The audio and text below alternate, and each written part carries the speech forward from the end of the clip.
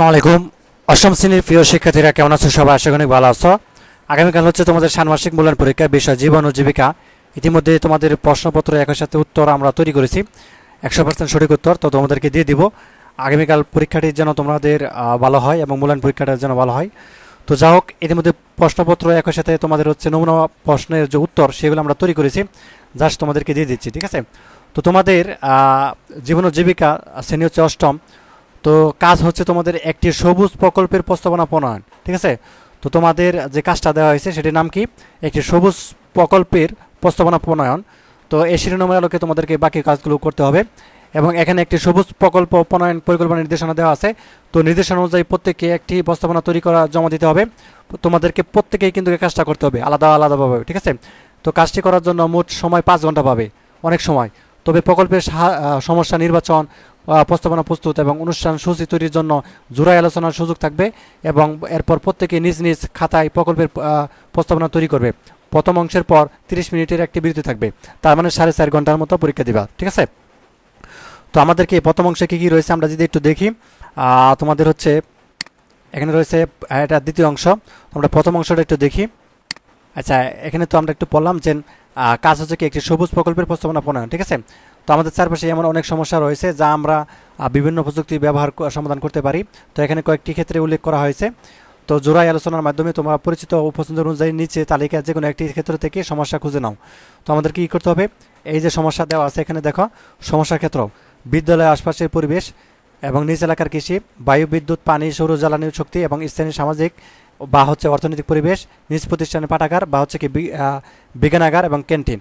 তো এখানে 1, 2, 3, 4, 5টি আরও কয়েকটি দেওয়া আছে, মোটামুটি 6-7টি দেওয়া আছে। তো এখানে যে কোনো একটি সমস্যা তুমি নির্বাচন করবে এবং প্রস্তাবনা তৈরি প্রথম অংশ।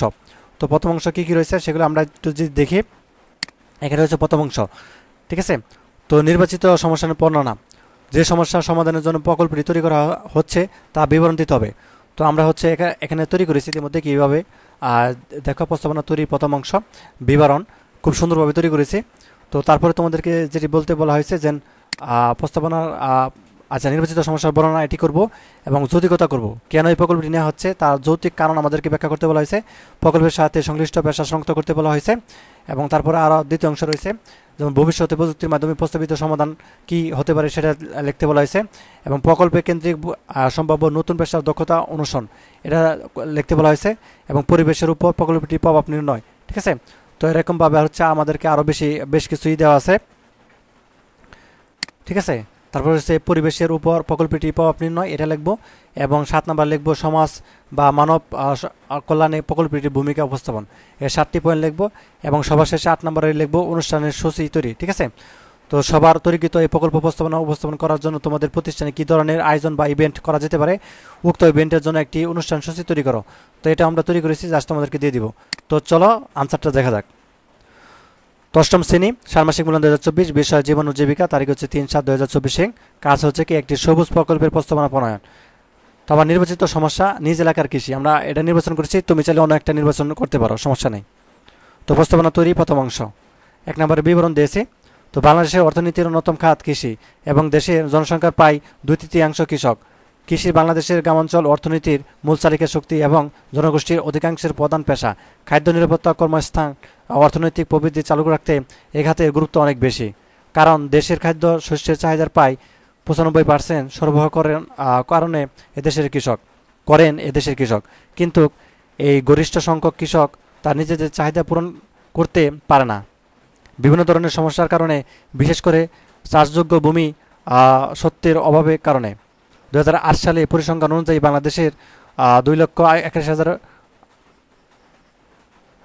আচ্ছা 2,81,65,700 পরিবারের মধ্যে 53.75% অর্থাৎ 53.57% পরিবারে চাষযোগ্য জমি আছে এবং অবশিষ্ট 46.63% পরিবারের চাষযোগ্য কোনো জমি নেই, ঠিক আছে? তো এটা আমরা বিবরণ দিয়ে নিলাম। তো আমরা 2 নম্বর আমাদেরকে যৌক্তিকতা লিখতে বলা হয়েছে। তো যৌক্তিকতা আমরা দেখব। তো ভূমি ব্যবহারের ক্ষেত্রে দেখা যায় যে ক্ষুদ্র প্রান্তিক কৃষক স্বীয় অস্তিত্ব বজায় রাখার জন্য নিজের জমিতে চাষ করার সাথে সাথে অন্যের জমি বর্গা বা লিজ নিয়ে চাষ করেন। কখনো শ্রমিক হিসেবেও অন্যের জমিতে কাজ করেন। আচ্ছা, ক্ষেত মজুর নাকি কৃষক এই পরিচয় সুস্পষ্ট করার ক্ষেত্রে যা দ্বন্দ্বের সৃষ্টি করে। আচ্ছা, অন্যদিকে কঠোর বাস্তবতা হচ্ছে যেসব কৃষি পরিবারের অকৃষি খাতের কোনো আয়োজক হয় না, তারা বেশিরভাগ ক্ষেত্রে ছিটকে পড়ে কৃষিকাজ থেকে, যা কৃষিতে নিঃসরণের প্রক্রিয়াকে ত্বরান্বিত করে থাকে। 3 নম্বর দেখো, প্রকল্পের সাথে সংশ্লিষ্ট পেশা। তো কৃষির সাথে বিভিন্ন পেশা জড়িত রয়েছে। তো আমরা জানি যে সাধারণত ক্ষেতে যে চাষ করা হয় তাই কৃষির অন্তর্ভুক্ত। এই কৃষিকাজের সাথে বিভিন্ন পেশা জড়িত রয়েছে, যেমন গবাদি পশু পালন, হাঁস মুরগি পালন, সব পেশাই কৃষির অন্তর্ভুক্ত। ভবিষ্যৎ প্রযুক্তির মাধ্যমে প্রস্তাবিত সমাধান। কৃষি অগ্রগতির পিছনে সরকারের নানামুখী পদক্ষেপ, বাইরে থেকে আনা ফসলের উচ্চ ফলনশীল ও হাইব্রিড বীজের সহজলভ্যতা, বাণিজ্যিক কৃষিতে কৃষকের মনোনিবেশ গুরুত্বপূর্ণ ভূমিকা রাখছে। সবজি মাছ উৎপাদনে আমাদের সাফল্যের পিছনে ব্যক্তিদের ভূমিকা সবশেষ গুরুত্বপূর্ণ। আর এই উদ্যোগগুলোকে মূল্যায়নের দাবি রাখে। তাই উন্নত ট্রাক্টর, ধান কাটার মেশিন, ধান রোপণের মেশিন আধুনিক কৃষি ব্যবস্থাকে আরও বেশি উন্নত করছে। তো তারপর দেখব 5 নম্বরে, প্রকল্প কেন্দ্রিক সম্ভাব্য নতুন পেশার দক্ষতা। প্রকল্প কেন্দ্রিক সম্ভাব্য নতুন বিভিন্ন পেশা রয়েছে, আর এর জন্য প্রয়োজন সঠিক পরিকল্পনা, সঠিক গাইডলাইন। প্রকল্প কেন্দ্রিক সম্ভাব্য নতুন পেশা হলো গবাদি পশু পালন, মাছ চাষ বা ছাগল পালন। 6, পরিবেশের উপর প্রকল্পটির প্রভাব নির্ণয়। কৃষি অনেক বড় পরিবেশগত সমস্যার অবদান রাখে, যা পরিবেশগত অবক্ষয় ঘটায়, যার মধ্যে রয়েছে জলবায়ু পরিবর্তন, বন উজাড়, জীববৈচিত্র্যের ক্ষতি, মৃত অঞ্চল ও জেনেটিক ইঞ্জিনিয়ারিং, সেচ সমস্যা, দূষণকারী মাটির অবক্ষয় এবং বর্জ্য। তো 7 নম্বর দেখব, মানব কল্যাণে প্রকল্পটির ভূমিকা। বাংলাদেশের অর্থনীতিতে কৃষি অন্যতম গুরুত্বপূর্ণ খাত। এখানে গুরুত্বপূর্ণ হবে, একটু ঠিক করে নেবা। সেবা ও ম্যানুফ্যাকচারিং খাতে উল্লেখযোগ্য হবে, জ ভালো হবে। অগ্রগতি সত্ত্বেও এখানে খাদ্য হবে, জ ভালো হবে, ঠিক আছে। উৎপাদনে ধারাবাহিক অগ্রগতি এবং গ্রামীণ কর্মসংস্থানের অন্যতম উৎসাহ ও এর কারণে অর্থনীতি কৃষির ভূমিকা অপরিবর্তিত রয়েছে। তো সর্বশেষ আমাদেরকে একটি অনুষ্ঠান সূচি তৈরি করতে বলা হয়েছে। তো আমি এভাবে তৈরি করেছি, তুমি চাইলে আরও সুন্দরভাবে তৈরি করতে পারো, ঠিক আছে। তো প্রস্তাবনা, প্রকল্প উপস্থাপন। যেমন তোমার যে কৃষি এটা যে প্রকল্পটা রয়েছে এটা উপস্থাপন করবা কখন, যেমন 3 জুলাই 2024 অনুষ্ঠান শুরু হবে সকাল 11টা। প্রধান শিক্ষক আগমন 10:30, শ্রেণী শিক্ষক আগমন 10টা এবং অনুষ্ঠান শেষ হবে 12টায়, ঠিক আছে। তো এই ছিল তোমাদের হচ্ছে যে ষান্মাসিক মূল্যায়ন 8ম শ্রেণীর জীবন ও জীবিকা বিষয়ের সম্পূর্ণ সমাধান। আশা করি পেয়ে গেছো, ঠিক আছে।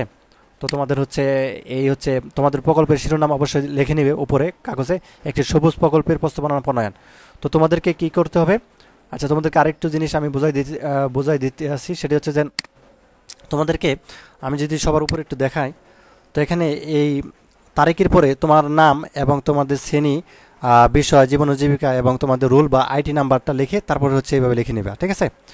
তো যাই হোক, এই ছিল তোমাদের হচ্ছে যে প্রশ্নের সঠিক উত্তরমালা। ধন্যবাদ সবাইকে ভিডিও দেখার জন্য। আল্লাহ হাফেজ।